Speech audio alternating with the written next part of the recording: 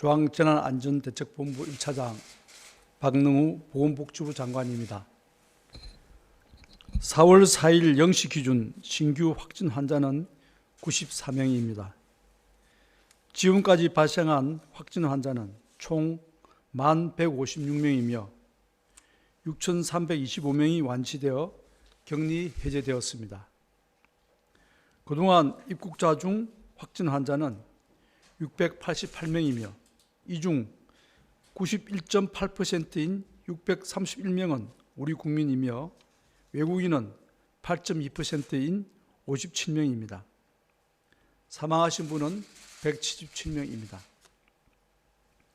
이는 진단검사 총 45만 5,032건을 시행한 결과입니다. 사망한 환자분들과 유족분들에게는 심심한 조의와 위로의 말씀을 드립니다. 어제 경북 경산의 의사 선생님 한 분이 코로나19 환자 진료 과정에서 감염되어 치료를 받던 중 결국 유명을 달리한 일이 있었습니다. 고인은 지역에서 코로나19 감염이 확산되는 가운데서도 지병이 있는 자가격리자 진료에 힘써주시는 등 환자 진료에 최선을 다하신 분이었습니다. 정부는 이분의 죽음에 깊은 애도를 표하며 유족분들에게 조의와 위로의 말씀을 드립니다.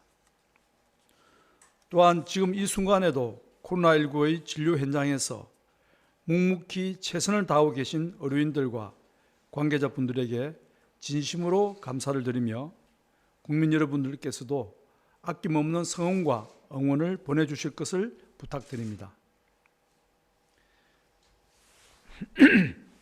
정부는 오늘 국무총리 주재로 중대본 회의를 개최하여 강화된 사회적 거리두기 향후 추진 방향, 중소기업과 소상공인 자금 지원 이행 사항 등을 논의하였습니다.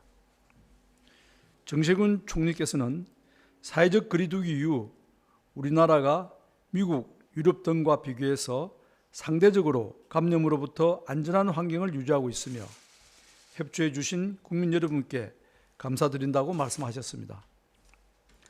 다만 해외 상황이 갈수록 심각해지고 수도권의 감염 추세가 진정되지 않고 있어 앞으로도 일정 기간 강도 높은 사회적 거리두기를 지속할 수밖에 없는 상황으로 우리 공동체의 안전을 위해 이에 동참해 주시기를 당부하였습니다.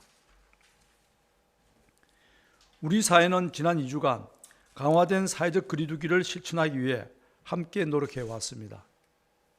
많은 국민들께서 불편함을 참고 외출을 자제하시고 모임이나 약속을 취소하는 등 동참해 주고 계십니다. 사회적 거리두기를 실천하지 않았다면 대량 집단 감염으로 이어질 수 있었던 사례도 있었습니다. 부천 생명수 교회 관련 확진자 중에 어린이집 종사자가 있었으나 어린이집이 임시 휴원 상태였기에 추가 전파를 막을 수 있었습니다. 구로만민중앙교회에서 집단 감염이 발생했으나 온라인 예배로 전환한 덕에 보통 5천여 명이 현장 예배를 드렸던 것에 비해서는 훨씬 적은 수인 40여 명의 확진자에 그쳤습니다.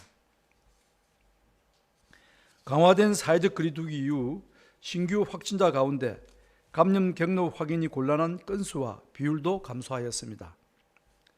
3월 첫째 주에는 감염 경로 확인이 곤란한 사례가 하루 평균 53건, 전체 확진 건수 중 약 17%를 차지한 데 비해 강화된 사회적 거리두기 1주가 경과된 지난주에는 하루 평균 5건, 그 비율도 5%로 크게 감소했습니다. 강화된 사회적 거리두기 이후 신규 확진 환자들의 감염 경로가 좀 더 명확해지고 관리 가능한 수준으로 통제되어 가고 있다고 평가할 수 있습니다. 집단 감염 발생 수도 줄어들고 있습니다. 신규 집단 감염 발생 건수는 강화된 사회적 거리두기 시행 전 11일간에 13건이 발생하였으나 시행 후 11일간에는 4건에 그쳐 약 70%가 감소하였습니다.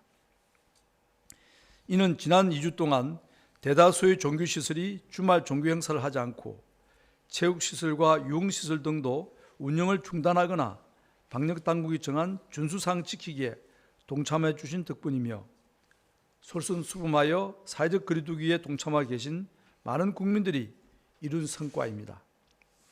우리 모두를 위해 개인의 불편을 감수해 주시고 계시는 국민 여러분께 다시 한번 감사드립니다.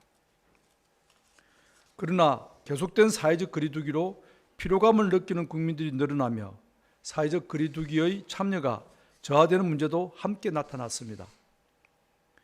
국민들의 이동량을 분석한 자료를 보면 2월 말의 추세에 비해 지난 2주간은 오히려 국민들의 이동이 증가하는 추세가 나타나고 있습니다.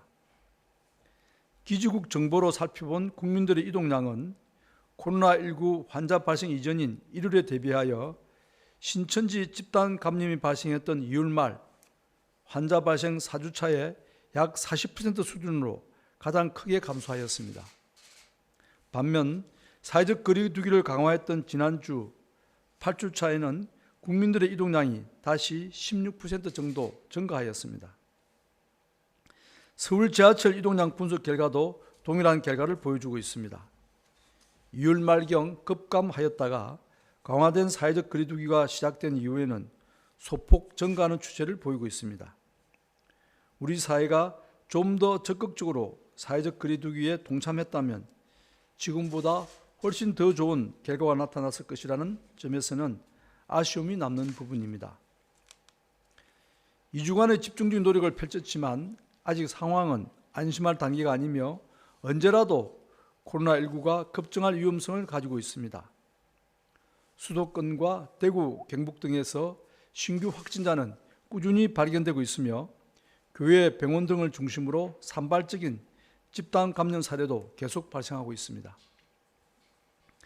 세계적인 상황도 점차 더 위험해지고 있습니다. 100만 명이 넘는 확진 환자가 발생했으며 사망자도 5만 명을 넘어섰습니다. 이에 따라 해외 입국자들에게서 발견되는 확진 환자도 증가하고 있습니다. 정부는 4월 1일부터 모든 해외 입국자를 격리하는 최고도의 검역 조치를 시행하였으나 이 효과는 그 이전의 해외 입국자들의 잠복기가 끝나는 2주 정도 후부터 나타날 것으로 예상하고 있습니다. 이런 이유로 강화된 사회적 거리두기가 끝나가지만 아직 매일 100명 내외의 확진 환자가 지속적으로 발생하고 있는 상황입니다. 이들 중 5 내지 7% 정도의 환자는 감염 경로가 확인되지 않고 방역망의 통제를 벗어난 환자들이며 혹여 일부 환자가 다중밀집시설에서 발생하는 경우 급격한 환자 증가가 야기될 가능성도 존재합니다. 여러 전문가들의 의견도 다르지 않습니다. 대다수 전문가들은 지금 사회적 거리두기를 느슨하게 할 경우 현재까지의 성과가 모두 사라질 수 있고 외국과 같이 코로나19 감염이 급격하게 확산될 위험성이 있다고 경고하고 있습니다.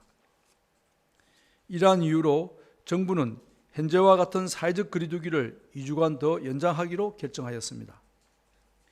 2주간의 연장을 통하여 방역당국이 통제 가능한 범위 내로 코로나19 감염 환자를 더 확실하게 줄이기 위해서입니다.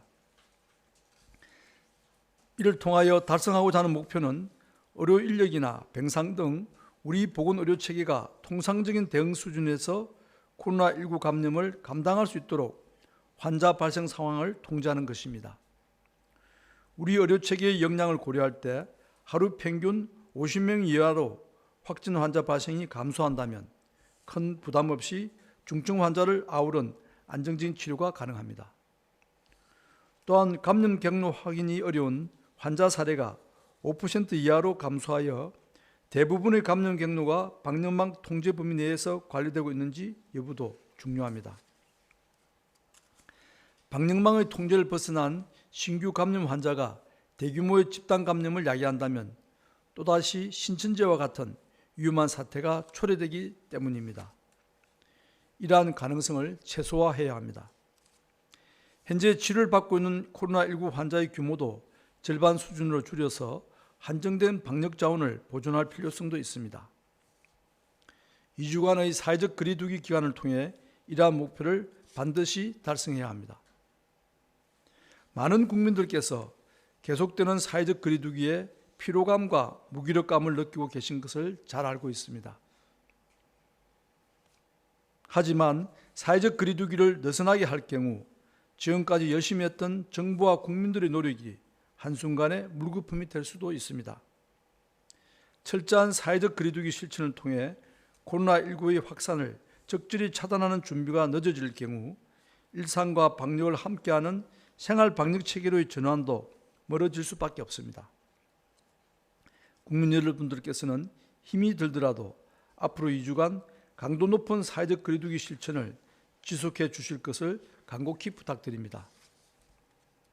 앞으로 2주간 집단 감염의 위험이 높은 교회 등 일부 시설과 업종의 운영 제한 조치를 지속합니다. 종교시설, 실내 체육시설, 유흥시설 등은 운영을 자제해 주실 것을 부탁드리고 불가피하게 운영하는 경우에는 방역당국이 정한 준수사항을 철저히 지켜주시기 바랍니다. 정부와 지자체에서도 방역수칙 위반 시설에 대한 점검을 계속적으로 실시하겠습니다. 보건당국은 고위험 시설에 대한 방역을 강화하겠습니다. 요양병원과 정신병원 등 고위험 시설은 방역 책임자를 지정하여 유증상자 발생 여부를 매일 확인하고 이를 정기적으로 방역당국에 신고하도록 하겠습니다. 유증상자 신고 접수 시에는 진단검사를 통해 위험도를 평가하고 위험도에 따라 신속히 전수진단검사 등 후속 조치를 실시하겠습니다. 고위험 시설의 코로나19 환자를 조기에 찾고 감염병 확산을 차단하겠습니다. 더불어 해외 유입을 통한 코로나19 확산 사례가 발생하지 않도록 보다 촘촘히 관리하겠습니다. 안전보호 앱 설치를 의무화하고 GIS 통합 상황판을 통한 실시간 이탈자 관리, 주민신고제 운영 등 효과적으로 자가격리를 관리할 것입니다. 자가격리지를 무단 이탈하는 경우에는 무관용 원칙에 따라 법령이 정한 처벌을 적용하고 확진 환자 발생 시 구상권 행사까지 검토할 계획입니다. 외국인의 경우 출입국 관리법에 따라 강제 추방하고 재입국도 금지할 것입니다. 국민 여러분께서도 앞으로 2주간 사회적 거리두기에 적극 동참해 주실 것을 당부드립니다. 사회적 거리두기는 앞서 효과를 설명한 것처럼 코로나19의 확산을 막는 데 가장 효과적이고 최선의 대응 방법입니다. 우리나라뿐만 아니라 세계 각국에서도 가장 중요하게 생각하고 실천하고 있는 대응 방안이기도 합니다. 나와 우리 가족, 우리 사회 모두를 위해서 이번 2주간 사회적 거리두기에 최선을 다해 주시길 바랍니다. 생필품 구매, 의료기관 방문, 출퇴근 등 꼭 필요한 경우를 제외하고는 외출을 자제해 주십시오. 불효불급한 모임, 여행 등은 연기하거나 취소하고 발열 또는 호흡기 증상이 있으면 출근을 중단하고 집에서 3, 4일 충분히 휴식을 취해 주십시오. 손 씻기와 기침 예절 등 개인위생 수칙을 준수하면서 매일 주변 환경을 소독하고 환기를 자주 해주시기 바랍니다. 지난해 12월 말 코로나19라는 새로운 감염병이 발견된 이후 3개월간 인류는 점점 더 많은 사실을 알아가며 지식을 쌓고 있는 중입니다. 현재 전 세계의 의과학자들과 각국의 정부가 동의하는 사실 중 하나는 코로나19와의 싸움은 상당한 장기전이 될 것이라는 점입니다. 이 싸움은 단기간에 종식될 가능성이 거의 없으며 짧게는 몇 개월에서 몇 년을 예상하는 학자도 있습니다. 지금 우리는 코로나19 바이러스와의 기나긴 줄다리기를 하고 있으며 아직은 팽팽하게 맞서고 있는 상황입니다. 다른 나라들처럼 극단적인 직장 폐쇄나 이동 제한을 하지 않고도 이렇게 맞서고 있는 것은 국민 여러분의 적극적인 사회적 거리두기 참여와 의료인들과 방역 관계자들의 노고와 희생이 있었기 때문입니다. 줄다리기에서 승리하기 위해서는 모든 참여자가 온 힘을 다해 줄을 당겨야 하고 구호에 맞춰 한 번에 힘을 모아 당기는 것이 중요합니다. 나 하나쯤이야 하는 생각은 금물입니다.